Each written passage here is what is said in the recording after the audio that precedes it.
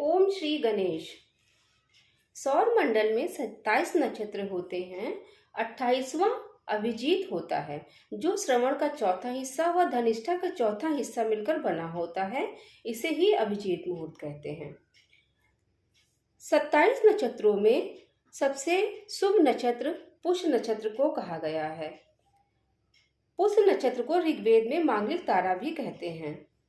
जुलाई के तीसरे सप्ताह में सूर्य पुष्य नक्षत्र में आता है, जो पूर्व में उदय होता है। मार्च के महीने में रात 9 बजे से 11 बजे के बीच पुष्य नक्षत्र अपने शिरोबिंदु पर होता है। पौष माह की पूर्णिमा को पुष्य नक्षत्र होता है। शास्त्रों में पुष्य नक्षत्र को 100 दोषों को दूर करने वाला बताया गया है। नमस्कार, मैं एस्ट्रोलॉजर पूजा गुप्ता उपस्थित हूँ आपके समक्ष एक रोचक और महत्वपूर्ण जानकारी के साथ। क्या होता है पुष्य नक्षत्र? पुष्य नक्षत्र में कौन कौन से कार्य किए जा सकते हैं और कौन से कार्य नहीं किए जा सकते हैं, और रवि पुष्य योग में मैं आपको बताऊंगी कि आप किस प्रकार से उपाय करके जीवन में आ रही विभिन्न परेशानियों से छुटकारा पा सकते हैं। आइए जानते हैं क्या होता है रवि पुष्य योग। सभी नक्षत्रों में 8वें स्थान पर पुष्य नक्षत्र आता है। यदि पुष्य नक्षत्र रविवार को गोचर में आ जाए तो वार और नक्षत्र के मिलान से रवि पुष्य योग का निर्माण होता है। उस दिन को रवि पुष्य योग कहा जाता है। रवि पुष्य योग समस्त शुभ कार्यों के लिए अच्छा माना गया है।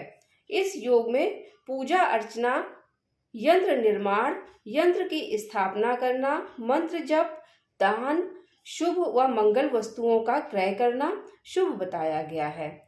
इस नक्षत्र में धन वैभव की वृद्धि होती है, इसलिए नया कार्य प्रारंभ किया जा सकता है।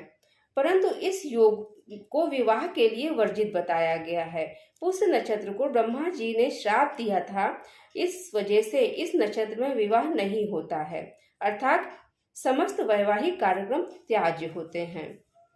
प्रत्येक वर्ष प्रकृति, ग्रहों और नक्षत्रों के सहयोग से प्रकृति में कुछ ऐसी सकारात्मक ऊर्जा का संचार होता है कि हम हमारे समस्त कार्यों को प्रकृति स्वयं ही पूर्णता प्रदान करती है। उन्हीं शुभ योगों में रवि पुष्य योग भी एक है।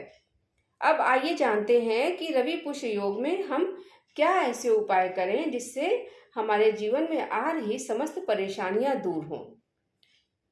कुंडली में सूर्य के दुष्प्रभाव है। सूर्य नीच राशि का है, सूर्य निर्बल है अथवा पाप ग्रह से पीड़ित है, सूर्य ग्रहण दोष है, और तो उस दिन सूर्य की पूजा की जाती है। उस दिन सूर्य को अर्घ्य दिया जाता है और आदित्य हृदय स्रोत का पाठ किया जाता है।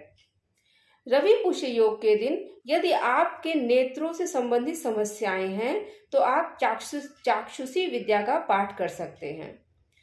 यदि आपको शत्रुओं से छुटकारा पाना है और राजनीति में सफलता पानी है तो रवि पुष्य योग के दिन आप आदित्य हृदय स्रोत का पाठ करें, अत्यंत लाभकारी होगा।